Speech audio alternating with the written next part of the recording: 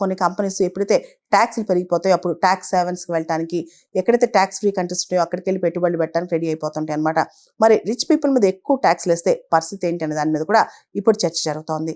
అయితే ప్రపంచవ్యాప్తంగా మనం చూస్తే ఎక్కడైతే హై ట్యాక్సేషన్ ఉందో అక్కడి నుంచి చాలా మంది బయటకు వెళ్ళిపోతున్నారు. ఈవెన్ ఇండియా నుంచి కూడా చాలా మంది దుబాయ్కి, సింగపూర్కి, మలేషియాకి వెళ్ళి తమ బిజినెస్ రిజిస్టర్ చేసుకుని అక్కడి నుంచి బిజినెస్ ప్రాఫిట్స్ అవి చూపిస్తే తక్కువ ట్యాక్స్లు పడతాయని ఆలోచిస్తున్నారు అనమాట.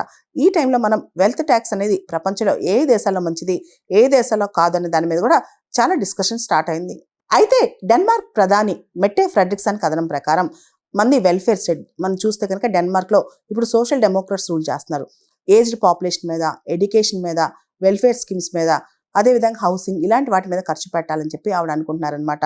ఇది వెల్త్ రీడిస్ట్రిబ్యూషన్ పూర్తి స్థాయిలో కాదు, కాకపోతే ఒక బ్యాలెన్స్ చేయడానికి మా ప్రభుత్వం ప్రయత్నిస్తోంది. అంటే ఎక్కువగా అసమానతలు, ఇన్ఈక్వాలిటీస్ పెరగకుండా బ్యాలెన్స్ చేయడానికి మేము ట్రై చేస్తున్నామని ఆవిడ చెప్పుకొస్తున్నారు. రీసెంట్గా దావోస్లో జరిగిన వరల్డ్ ఎకనామిక్ ఫోరం సమ్మిట్లో కూడా 400 మంది వెల్తీ పీపుల్, ప్రపంచంలోనే అత్యంత సంపన్నులు వచ్చి ఒక ఉత్తరం రాశారనమాట. సంపన్నుల మీద పన్ను వేయండి, వాళ్ళు ప్రపంచాన్ని పొల్యూట్ చేస్తున్నారు, ప్రపంచంలో అసమానతలు వాళ్ళ వల్ల పెరుగుతున్నాయి, ప్రపంచం క్రూయల్గా మారకముందే సంపన్నుల మీద పన్ను వేయండి అని చెప్పి వెల్తీ పీపులే చెప్పుకొచ్చారనమాట.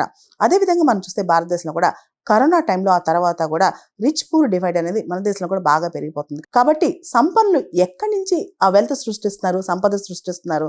సమాజం నుంచే కదా. ఆ సమాజానికి తిరిగి ఇవ్వాల్సిన బాధ్యత కూడా సంపన్నులకు ఉంది కదా అని చెప్పి ఒక కొత్త ఆర్గ్యుమెంట్ వస్తోంది.